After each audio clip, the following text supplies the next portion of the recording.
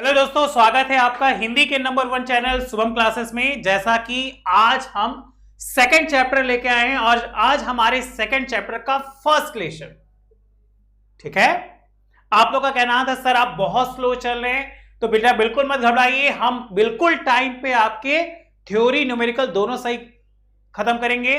और आपको बता दें, हमारे पुराने बच्चों को जो हमारे YouTube से जुड़े हुए, बेटा ऐसे ही जुड़े रहिए, आप अपने कमेंट्स करते रहिए, जिसमें बहुत सारे ऐसे बच्चे हैं जिनमें नाम तो बहुत सारे, जैसे सुरजीत है, संजना है और अतुल है, अमित है, ये प्रॉपर ईशा है, ये प्रॉपर पूजा है, ये और भी बहुत सारे ऐसे बच्चे हैं जो प्रॉपरली मेरा साथ दिए, ये हमें बहुत अच्छा लगता है।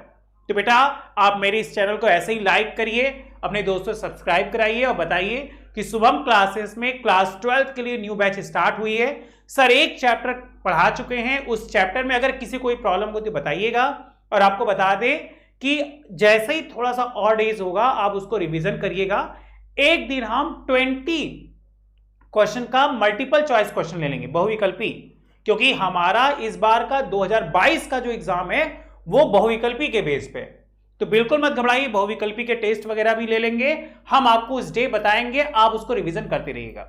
और अगर आपको फर्स्ट वीडियो में कोई भी कमेंट्स होगी, कोई भी डाउट्स होगा, तो कमेंट बॉक्स में जरूर लिखिएगा। जैसा कि चैप्टर फिनिश्ड हो गया है तो डिस्क्रिप्शन बॉक्स में हम नोट्स, क्वेश्चन बैंक, एसेट्स और पीपीटी सब वगैरह भेज देंगे, ठीक है। तो चलो इन्हीं बातों के साथ हम आज का चैप्टर स्टार्ट करते हैं। और आज का हमारा न्यू चैप्टर है विलियन, बहुत मोस्ट इंपॉर्टेंट है, इससे 7 नंबर के आते हैं। जैसा कि वर्ड है विलियन, तो इंट्रोडक्शन से बात करेंगे, परिचय क्या, विलेय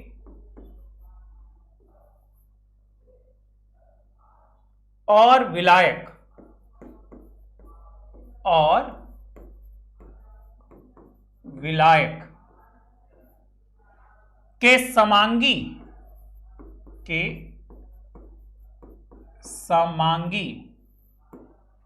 मिश्रण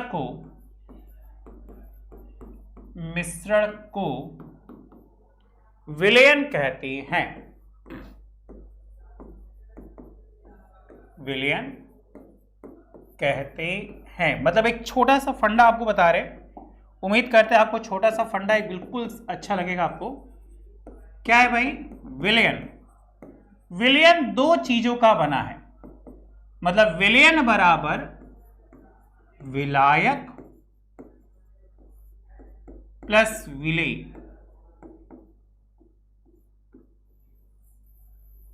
ठीक, अगर हम बात करें विलायक की तो आपको याद रखना है, विलायक क्या है? वह पदार्थ जिसमें विलेय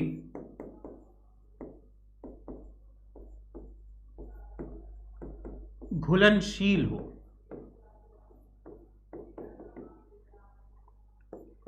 विलेय क्या है?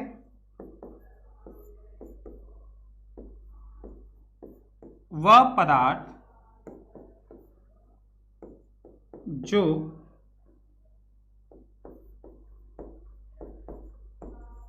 विलायक में घुल जाती है। अगर हम जैसे बात करें तो याद रखिए, उदाहरण जो है वो है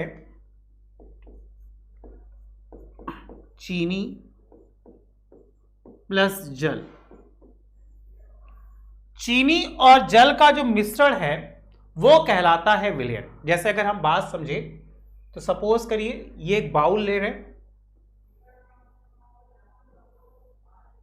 इसमें हम क्या करें, पानी भर रहे हैं।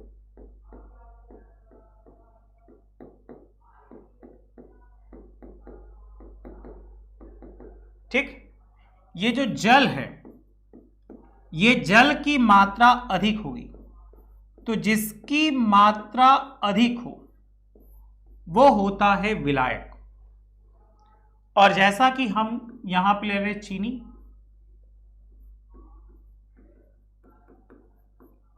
अब चीनी इसमें घोलेंगे तो चीनी की मात्रा क्या हो, कम, मतलब विलायक अधिक मात्रा और विलेय कम मात्रा। ये एक छोटा सा फंडा है, इसको समझिए। ये हम लोग क्लास 11th में भी देखे थे। अगर हम बात करें आज के चैप्टर की, तो आज का चैप्टर है विलयन। विलयन दो पदार्थों का मिश्रण होता है, एक को विलायक कहते हैं, दूसरे को विलेय कहते हैं। विलायक की मात्रा अधिक होती है जैसे जल, और विलेय की मात्रा कम होती, मतलब जो घोली जाती है। जैसे जो भी जल में आप घोल लीजिए, नमक घोल लीजिए, चीनी घोल लीजिए, ये सारी की सारी मात्रा उसमें घोली जाती है, तो ये कहलाती है क्या? विलेय। विलायक वह पदार्थ जिसमें विलेय घुलनशील हो, और विलेय वह पदार्थ जो विलायक में क्या हो? घुल जाती है। मतलब विलयन दो चीजों का मिश्रण है। जैसे अगर हम लोग बात करें शरबत, तो शरबत एक प्रकार का क्या है? क्या है? एक प्रकार का विलयन होता है। ठीक है, एक छोटा सा नोट लिखिएगा।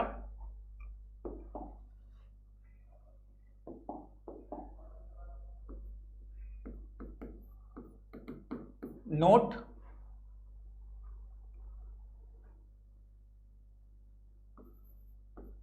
इनके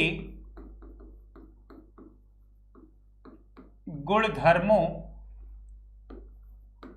के आधार पर इन्हें चार प्रकार में विभाजित करते हैं। ठीक है, जैसे आइए समझते हैं कौन कौन से भाई। जैसे पहला तनु विलयन। देखिए, जैसे हम एग्जाम्पल दिए थे कि आप एक बाउल ले लीजिए, इस बाउल में जल डाल दीजिए। मान के चलिए जो जल की मात्रा है वह लगभग 1000 ml है। अब इस 1000 ml में सिर्फ 10 ग्राम ही हम डाल रहे हैं। ठीक है, 10 ग्राम ये जल है, नमक ही ले रहे हैं ना, चलो नमक ही डाल रहे हैं। तो विलायक की मात्रा बहुत अधिक, ये ज्यादा है तो ये विलायक हो गया, जिसको इंग्लिश में कहते हैं सॉल्वेंट। ये कम है तो इसे कहते हैं सोल्यूट, विलेय। तो जब विलायक बहुत ज्यादा हो और विलेय पदार्थ बहुत कम हो, तो ऐसे विलयन को कहा जाता है क्या? तनु विलयन। क्या मतलब? विलेय की मात्रा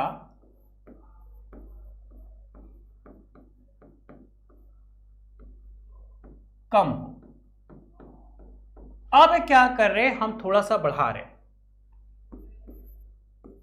तो क्या हो गया? सांद्र विलयन। उल्टा कर दीजिए कि विलेय की मात्रा अधिक हो। जैसे सोचिए कि ये 10 ग्राम घोले 1000 ml में, तो कम था।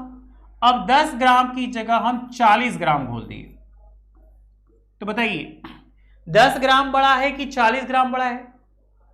अब इसमें तो कहने वाली बात नहीं, हमारे बच्चे बहुत ज्यादा स्मार्ट हैं, तो 40 ग्राम बड़ा है। और 40 ग्राम बड़ा होने की वजह से वह जो मात्रा घुलनशील हो गई वह आपकी ज्यादा हो गई। तो ऐसे विलयन को कहा जाता है क्या? सांद्र विलयन। तीसरा संतृप्त। दोस्तों अगर आप क्लास 10-12 के स्टूडेंट हो तो ये 15 अगस्त आपके लिए बहुत इंपॉर्टेंट होने वाला है, क्योंकि आप सभी को पता है हाफ ईयरली एग्जाम आपके लिए बहुत इंपॉर्टेंट है, क्योंकि इसके भी मार्क्स ऐड होंगे। तो इसी को देखते हुए इंडिया के number 1 learning platform Unacademy UP board student के लिए बहुत ही स्पेशल बैच लेकर आए हैं, जिसमें जीरो से हीरो यानी स्टार्टिंग से पढ़ाया जाएगा और हाफ ईयरली तक के सिलेबस को 12th के सिलेबस को 16 अक्टूबर तक कंप्लीट कर दिया जाएगा और जो 10th वाला बैच है उसका 13 सितंबर तक इस कोर्स को कंप्लीट कर दिया जाएगा। इस बैच में आपको इंडिया के टॉप एजुकेटर लाइव पढ़ाएंगे और सबसे इंपॉर्टेंट बात है, जो भी क्लास चलेगा वो लाइव रहेगा, उसके नोट्स आपको तुरंत मिलेंगे, आपको डाउट तुरंत पूछ सकते हो और जो भी क्लास रहेगा अगर आप मिस करते हो तो उसके रिकॉर्डेड सेशन आपके मोबाइल पे सेव हो जाएंगे। तो जितने भी स्टूडेंट इस वीडियो को देख रहे हैं, अगर आप पूरी तैयारी करना चाहते हो स्टार्टिंग से तो आप इस बैच को जरूर ज्वाइन करो। डिस्क्रिप्शन में लिंक प्रोवाइड किया है, जब आप इस बैच को ज्वाइन करोगे तो वहां से रेफरल कोड पर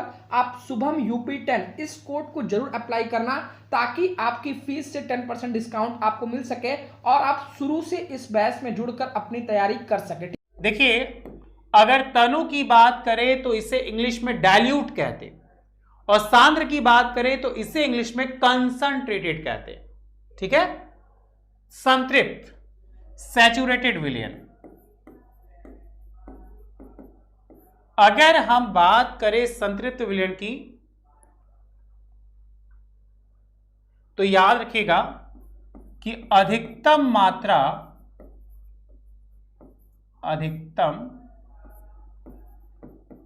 मात्रा जो विलयन में घुल सके, जो विलयन में घुल सके। ठीक है, संतृप्त विलयन जिसको सैचुरेटेड कहते हैं, यह वह अधिकतम मात्रा है जो विलयन में क्या हो जाए, सॉरी विलयन कह रहे हैं, विलायक होना चाहिए तो ज्यादा अच्छा है, क्योंकि हम लोग विलायक में घोल रहे हैं, घुलेगा तो विलयन हो जाएगा, जो विलायक में घुल सके। ठीक है, उसे संतृप्त कहते हैं। और चौथा याद रखिएगा असंतृप्त विलयन।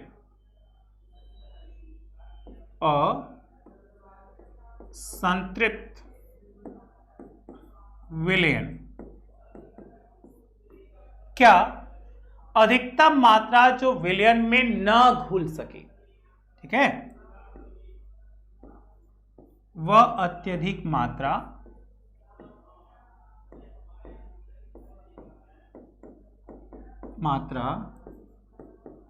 जो विलायक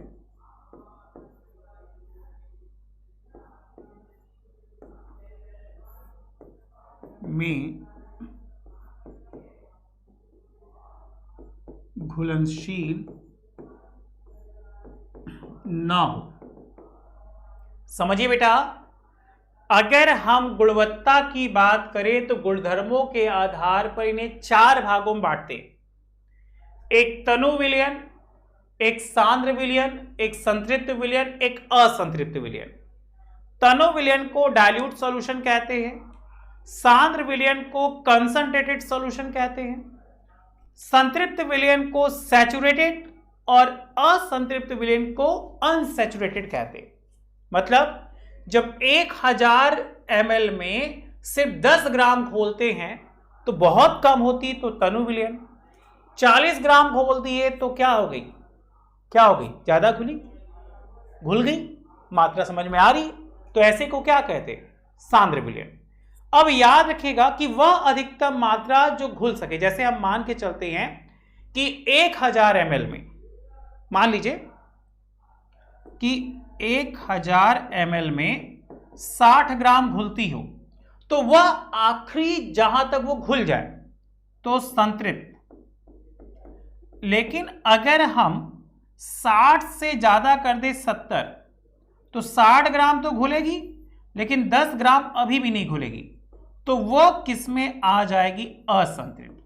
आप चाहो तो ये एक्सपेरिमेंट घर पे भी कर सकते हो।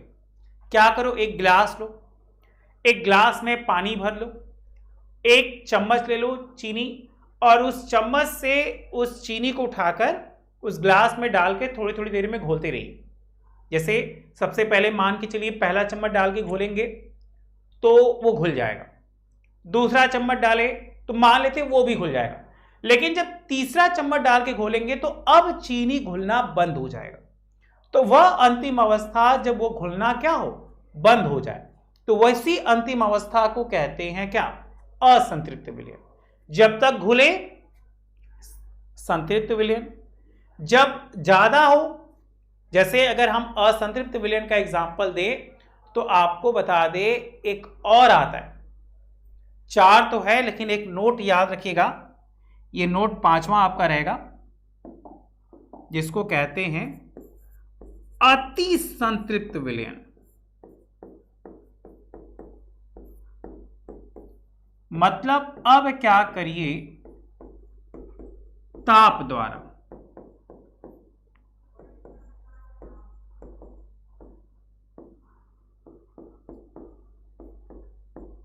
जैसे सीरा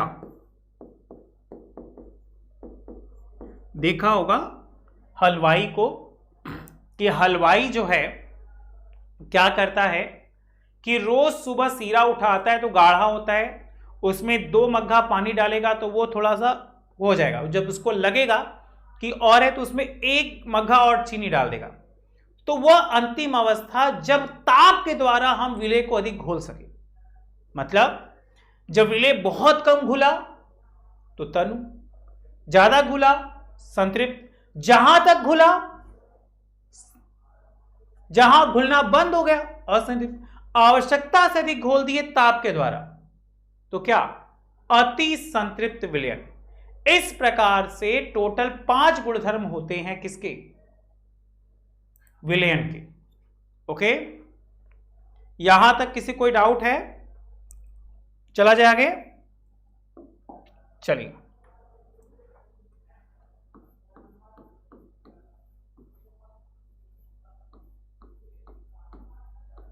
कुछ अन्य प्रकार विलयन की।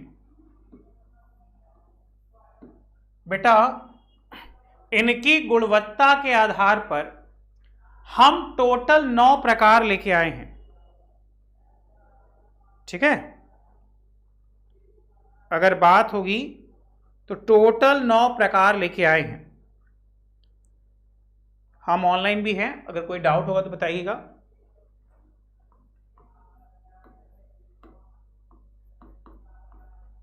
आइए देखते हैं वो 9 प्रकार कौन कौन से हैं, जो हम लोग के एग्जाम में थोड़े हेल्प भी करेंगे, आप याद कर लीजिएगा।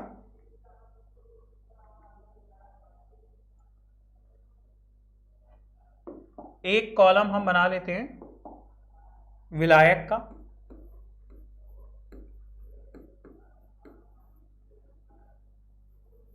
एक कॉलम बना लेते विलेय का,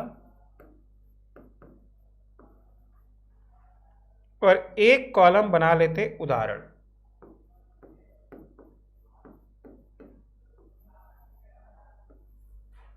इसको मैं से पार्टीशन दे देते हैं।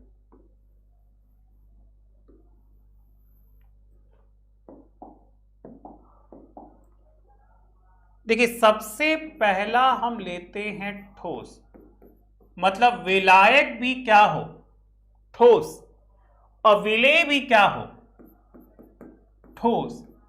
अब ठोस का जो विलयन बनेगा उसका एक एग्जाम्पल है मिश्र धातु,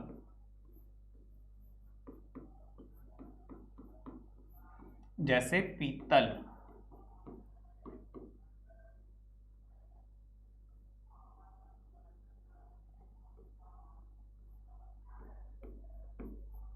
अगर कोई पीतल पूछे तो कहिएगा कॉपर प्लस जिंक का मिश्रण, तो क्या बना, पीतल। ठीक है। दूसरा ठोस, तीसरा ठोस, चौथा द्रव,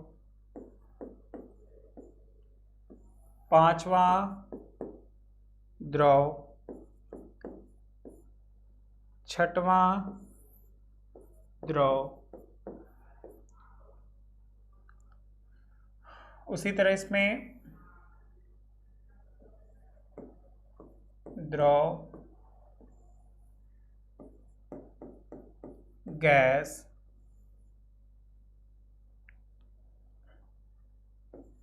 ठोस, द्रव,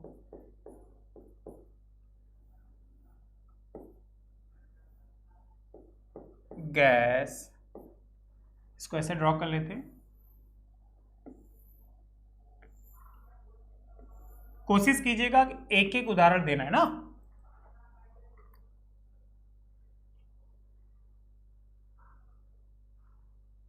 अगर कोई डाउट है तो बताइएगा।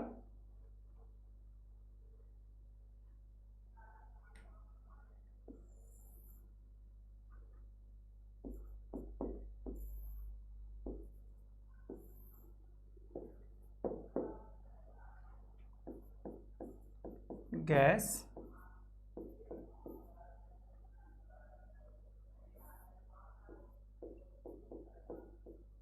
Gas, gas.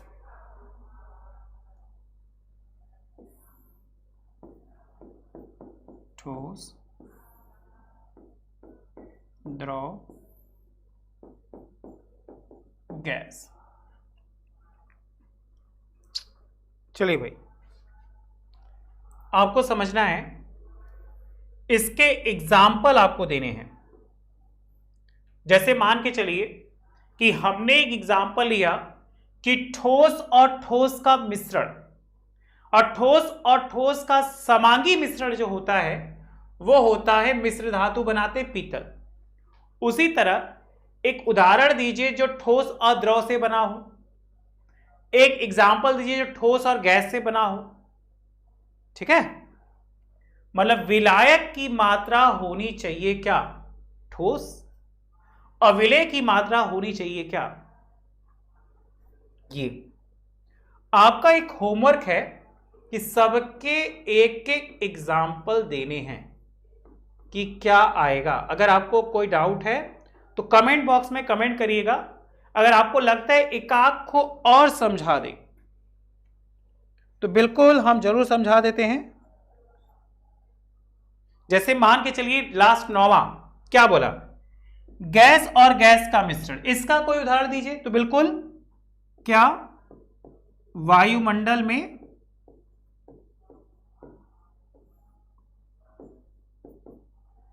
उपस्थित गैसें,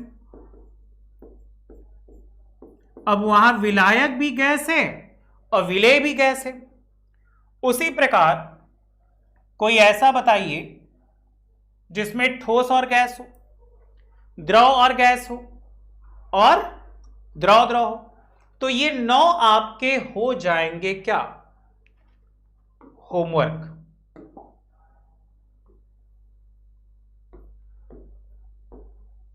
आप लोग कोशिश करिएगा कि इसको जरूर बहुत अच्छे से करिएगा। अगर ये चीज समझ लेंगे तो बहुत अच्छा लगेगा हमें। अगर आपको वीडियो अच्छा लगे तो लाइक कर दीजिएगा। नीचे अगर कोई डाउट होगा तो कमेंट बॉक्स में जरूर कमेंट करिएगा। आप जैसा कि देख ही रहे हो, हम आपके कमेंट्स का बहुत बेसब्री से इंतजार करते हैं और आपके कमेंट्स का रिप्लाई भी करते हैं। ठीक है, चलिए आगे चल रहे ना, आगे बढ़ते हैं। अगली हेडिंग बनाइए, बहुत ही मोस्ट इंपॉर्टेंट, विलयन की सांद्रता।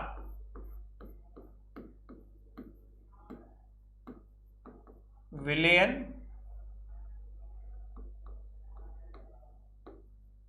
की सांद्रता। देखिए बेटा, अगर हम विलयन की सांद्रता की बात करें तो याद रखिएगा कि सांद्रता विलेय की वह मात्रा है, विलेय की वह मात्रा है जो निश्चित आयतन के विलयन में, जो निश्चित आयतन के विलयन में घुली होती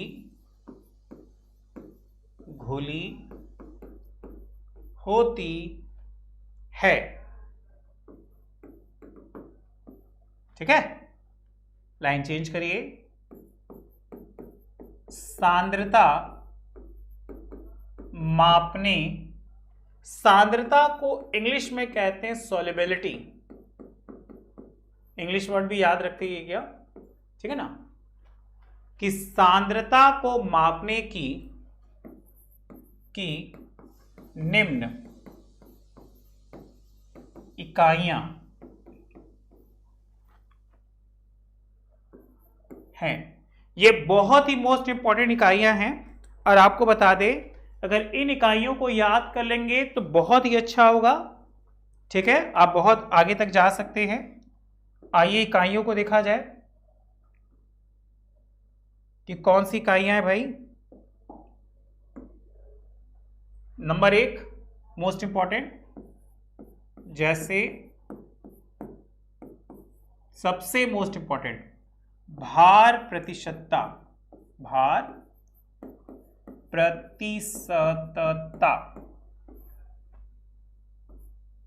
इंग्लिश में कहते हैं मास परसेंटेज।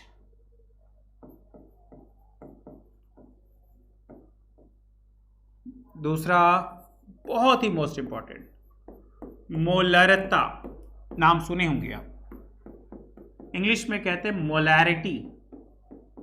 जो बच्चे इंग्लिश वाले बेटा ध्यान दीजिएगा, क्योंकि हमें पता है बहुत सारे ऐसे बच्चे होंगे जो 10th तक तो सीबीएसई बोर्ड पढ़े होंगे, 10th के बाद यूपी बोर्ड में आए होंगे, और हमें ऐसा कमेंट भी मिला था कि सर अब कुछ कंटेंट ऐसे हैं जिसको इंग्लिश में भी बताया करिए। तो उन्हीं बच्चों के लिए, जो उन बच्चों को ज्यादा प्रॉब्लम होती है, बिल्कुल हम ऐसे कंटेंट्स को हम इंग्लिश में भी बता के चलेंगे। ठीक है ना, तो सबसे पहले भार प्रतिशतता, उसके बाद मोलरता, उसके बाद मोललता, इंग्लिश में कहते हैं मोलैलिटी। ठीक, चौथा नॉर्मलता, इंग्लिश में से कहा जाता है नॉर्मेलिटी।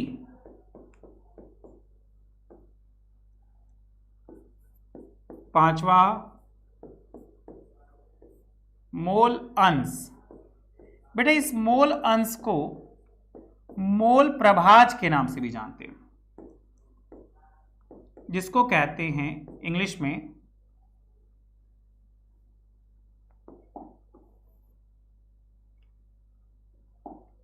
मोल प्रभाज या मोल फ्रैक्शन।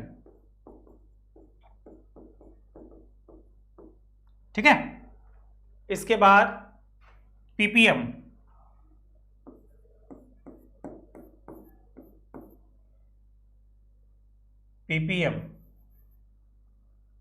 उसके बाद पीपीबी, और लास्ट है फॉर्मलता, फॉर्मेलिटी। देखिए इसको समझिए, अगर हम बात करें इकाइयां की, तो ये कुछ इकाइयां हैं जो हम लोग के बोर्ड एग्जाम में आती हैं। आपको अगर इन इकाइयों को हाईलाइट कर दे तो सबसे ज्यादा जो एग्जाम में पूछी जाती है, ये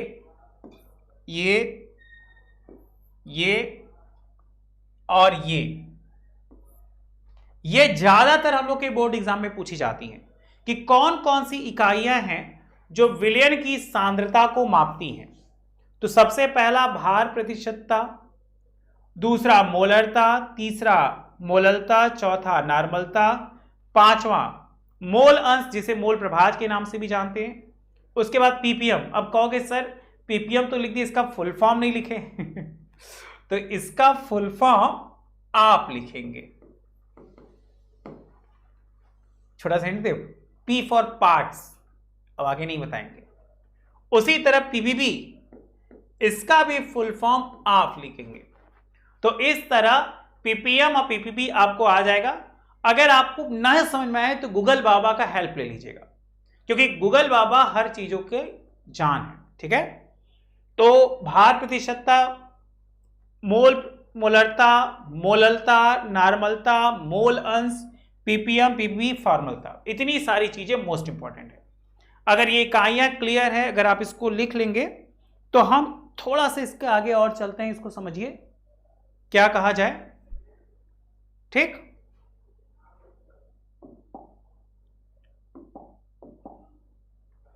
पहला वाला हेडिंग बनाइएगा ना, क्या? भार प्रतिशतता, भार प्रतिशतता इंग्लिश में कहते हैं मास परसेंटेज। परसेंटेज क्या? Small w by capital W। Small w का मतलब है विलेय का भार और कैपिटल W का मतलब है विलायक का भार। जैसे अगर हम बात करें तो बार बार वही एग्जांपल ले रहे कि आप अच्छे समझिए। ये जो जल है, जल बोले तो वाटर, और आप जानते हैं कि जल क्या होता है? विलायक होता है। तो कभी भी जब विलायक की बात हो इससे W से लीजिएगा, तो यहां हो जाएगा क्या? विलायक का भार। और यहां पे हम क्या ले रहे हैं? नमक ले लें, चलो नमक ले लें।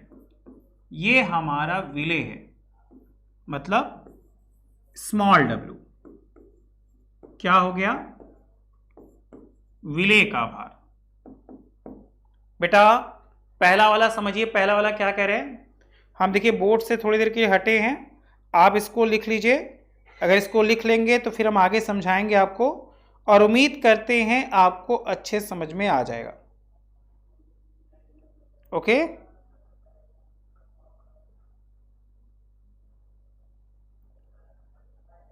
बताएं। भार प्रतिशतता हेडिंग बनाइए, लिखिए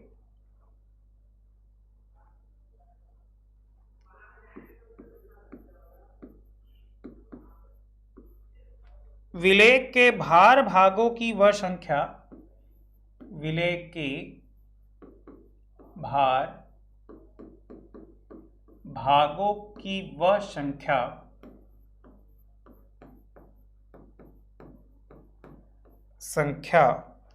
जो विलयन के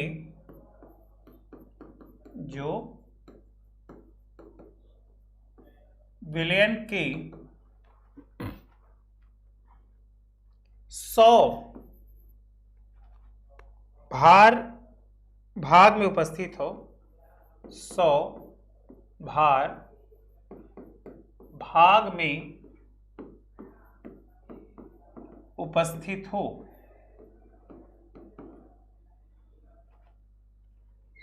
ठीक है, जैसे क्या है? भार प्रतिशतता बराबर विलेय का भार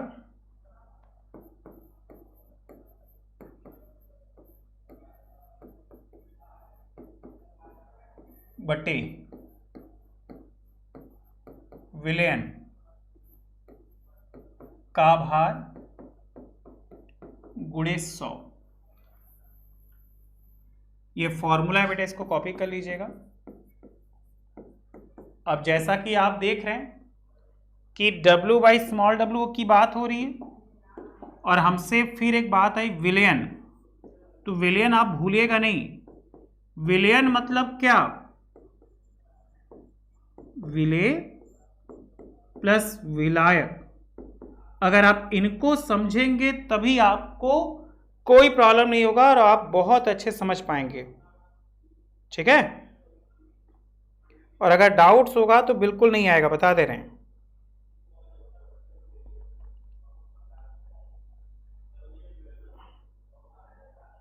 एक क्वेश्चन दे इस पे।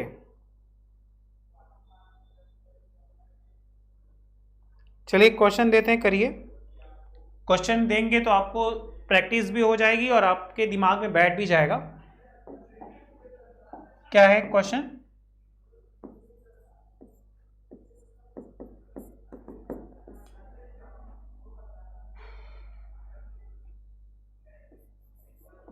पचास ग्राम नमक 150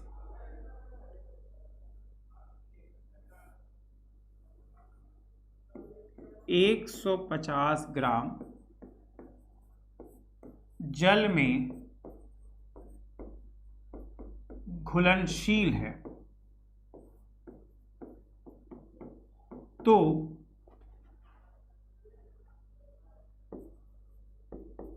भार प्रतिशतता बताइए। आपको एक बात बता दें बच्चों कि आपके एनसीईआरटी में या जो भी बुक आप लिए हैं, जैसे किसी ने पी बहादुर ले रखा होगा, किसी ने एनसीईआरटी ले रखा होगा, किसी ने क्या नगीन का बुक ले रखा होगा, तो उन सभी बच्चे जो भी लिए हैं, आप क्या करिएगा, उसको वहीं से मेरे द्वारा दिए गए क्वेश्चन को लगाइएगा और 100% बता रहे हैं आपको वो टॉपिक आ जाएगी।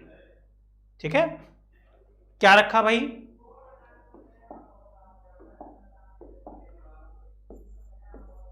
सबसे पहले क्वेश्चन में लिखिए क्या दिया है। तो क्या दिया है? सबसे पहले 50 ग्राम नमक है, मतलब विलेय है, और विलेय के भार को स्मॉल w से कहते हैं 50। उसके बाद देखिए, अगर भार प्रतिशतता का एक छोटा सा फॉर्मूला रूट वाला बनाए तो इसको ऐसे भी बना सकते हैं, small w by capital W बराबर स्मॉल w बट्टा small w plus capital W गुणे 100। ये संकेत वाला फॉर्मूला है, यही यहां पे लगा देंगे। 150 ग्राम जल मतलब कैपिटल W। अब हमसे भार प्रतिशतता पूछा, मतलब स्मॉल w और कैपिटल W आपसे पूछ रहा है, तो अब फॉर्मूला याद रखिए, या तो रिटेन में याद रखिए और या तो जो ट्रिक आपको समझाएंगे उस ट्रिक से याद कर लीजिए। तो ट्रिक वाला हमको लग रहा है ज्यादा बेस्ट है। Small w equal to capital W बराबर स्मॉल w बटा small w plus capital W गुणे 100। अब स्मॉल w है 50 बटा 50 प्लस 150, 150 गुणे क्या 100। अब क्या करिए, इन दोनों को जोड़ दीजिए, 150 और 50, 150 और 50, ये हो गए 200 गुणे 100। 100 एक कम 100, 100 दूना 200, 2 एक कम 2, 2 25, 50। मतलब आंसर क्या आया? 25%। Small w upon capital W का जो परसेंटेज आया वो आया कितना? 25%। अगर आपको न्यूमेरिकल क्लियर रहेगा तो आप लिख दीजिएगा सर न्यूमेरिकल क्लियर है। अगर आपको न्यूमेरिकल में कोई डाउट होगा तो उस पर कमेंट करिएगा। हम आने वाले वीडियो में उस चीज को बहुत अच्छे से और अच्छे समझाने की कोशिश करेंगे। तो सबसे पहला जो हमारा ये हो गया भार प्रतिशतता, जिसे इंग्लिश में मास परसेंटेज कहते हैं, ये चीजें आपको समझ में आई होंगी। यहां तक कोई डाउट है तो बताइए। नेक्स्ट हेडिंग आप दे दीजिए क्या? मोलरता।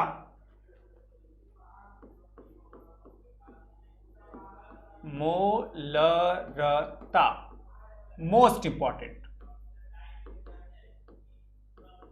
देखना आपकी बुक में इससे बहुत सारा क्वेश्चन बना होगा मोलरता से। ठीक है, इंग्लिश में कहते हैं मोलैरिटी और इसे दिखाते हैं कैपिटल M से। ठीक है। जैसे भार प्रतिशतता को दिखाते हैं किससे, तो हमने पाया कि भार प्रतिशतता को दिखाते हैं small w by capital W, तो उसी प्रकार मोलैरिटी को किससे दिखाते हैं, तो मोलैरिटी को दिखाते हैं कैपिटल M से। लिखिए 1 लीटर विलयन में 1 लीटर विलयन में उपस्थित विलेय के मोलों की संख्या, उपस्थित विलेय के मोलों की संख्या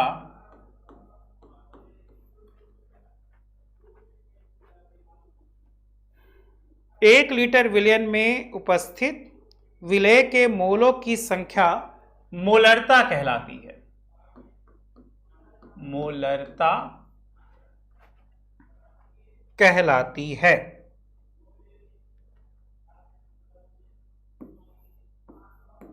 कहलाती है।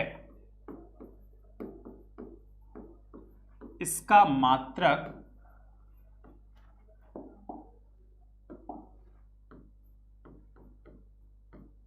मोल प्रति लीटर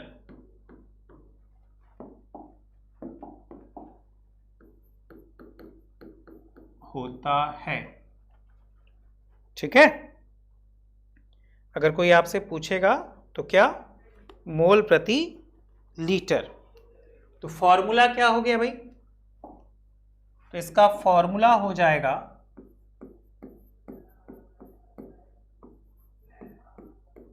मोलरता बराबर विलेय के मोलों की संख्या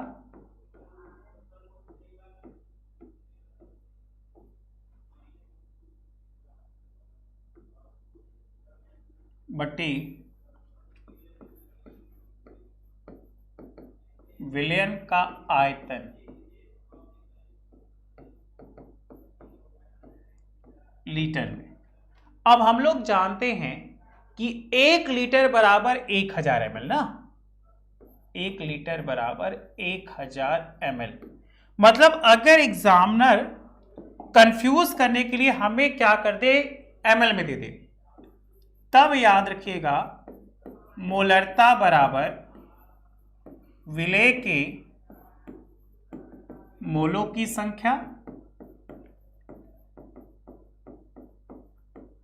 बटे विलयन का आयतन, किसमें भाई, ml में। तो यहां कर दीजिएगा 1000।